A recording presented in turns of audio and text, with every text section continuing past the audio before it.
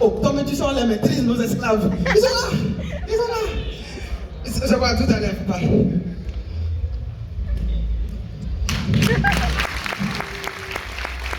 Bon.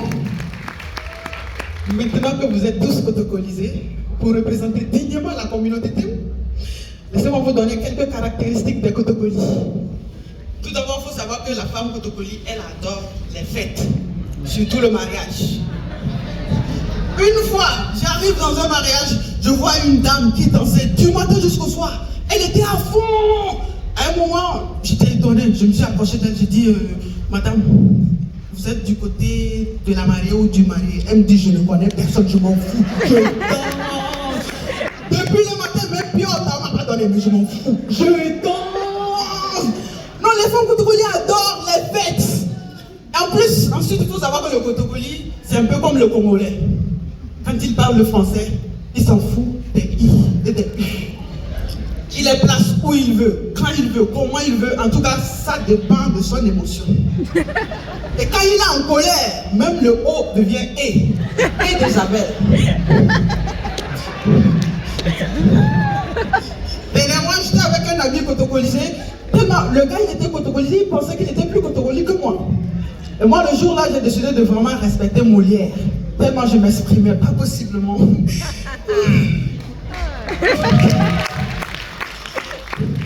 mais le jour-là, c'est-à-dire mon expression était digne d'une fille de Molière, que jusqu'au moment où je lui ai dit que j'étais cotocoli, il me dit Tima.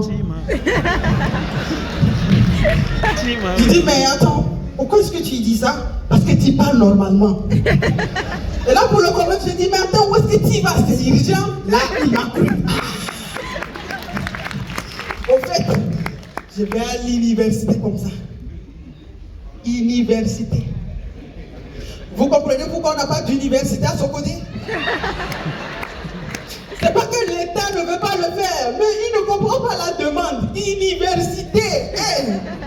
Bon, moi, aujourd'hui, en tant que représentante des Kotokoli, je vais me permettre de reformuler la demande pour vous. Cher État togolais, nous, population du centre du Togo, nous voulons une unité. Nous voulons une université, je m'en fous.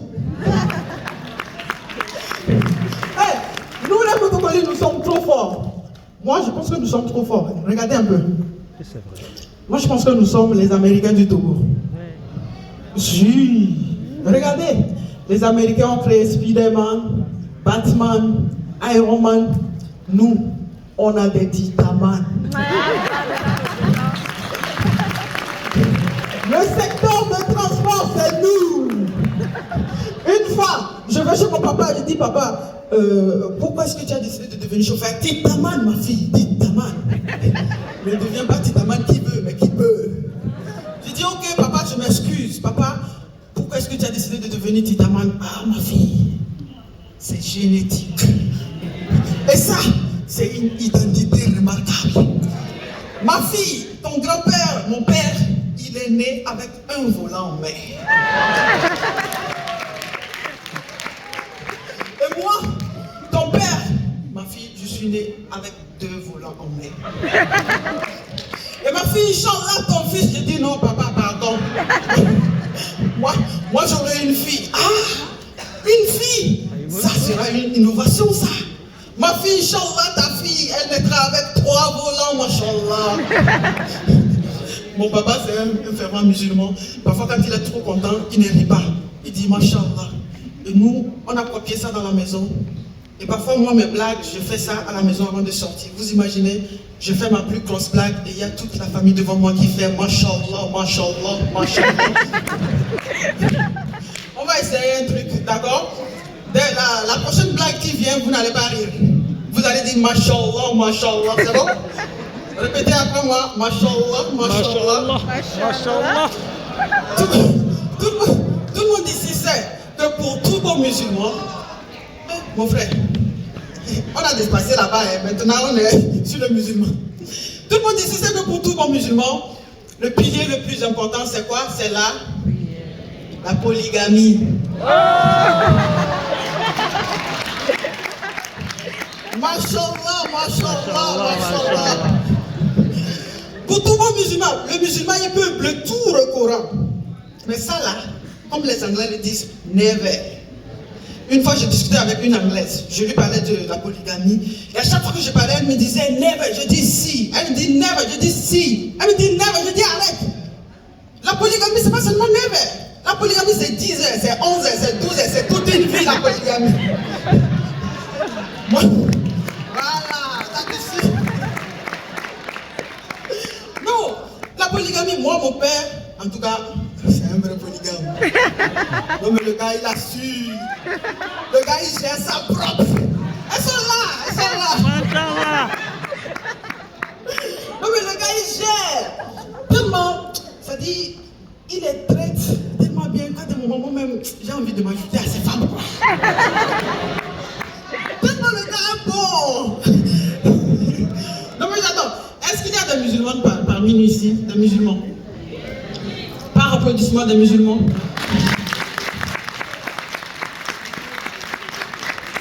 Tout le monde ici sait qu'il y a des musulmans qui ne prennent pas de l'alcool. Ouvertement. Le gars prend 2 bouteilles, il voit clair. 10 bouteilles, il voit clair. Un casier, là, il prie excellemment. Astaghfirullah, astaghfirullah, astaghfirullah, bismillah. Bismillahirrahmanirrahim.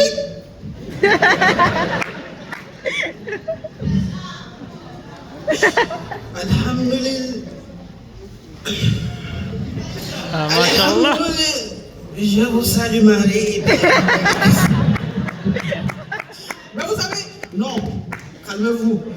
Parce qu'il y a vraiment des moments où le musulman devient 100% musulman. Et c'est le mois de Ramadan. Le mois de Ramadan, c'est le mois où tout le musulman devient 100% musulman. Pendant ce mois, même si un moustique te pique, tu ne le tues pas. Tu l'attrapes, tu le caresses et puis tu dis va et suce les autres personnes. Pendant ce mois,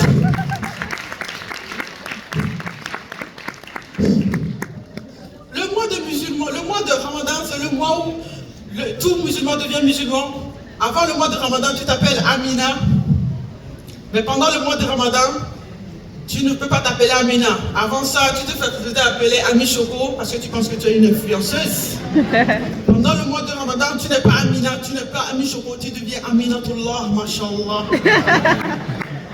Avant le mois de Ramadan, tu avais l'habitude de parler élevé. Et pendant le mois de Ramadan, tu veux coûte que coûte parler arabe. Et même pour dire j'ai faim, tu dis ah,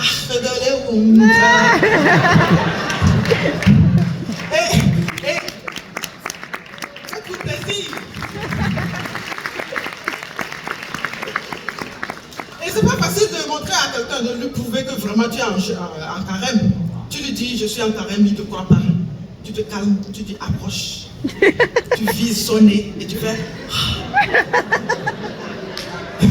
Là, il vit le jeûne avec toi et il croit vraiment que tu as jeûné. Et c'est le mois où le musulman respecte vraiment les heures de prière parce que ça sauve. Moi, une fois, à 13h, je voulais prier.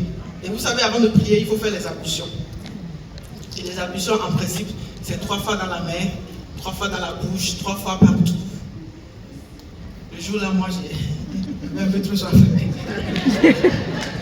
j'ai voulu exagérer un peu. Je suis allé à 120. Et jusque-là, l'eau n'est toujours pas ressortie. Non, mais c'est le moment où tout musulman reste vraiment l'heure. Surtout l'heure de la rupture. 18h10. 18h10, c'est 18h10. Qui es-tu pour aller à 18h11? Une fois, un musulman voulait appeler avant de rompre. Dès qu'il a fait Allah, à la fin, c'est l'air qui sortait de sa bouche. Ah! Mais il a quand même fini son appel à l'hôpital. Parlant de l'hôpital, si tu ne bois pas l'eau, vous allez m'amener à l'hôpital.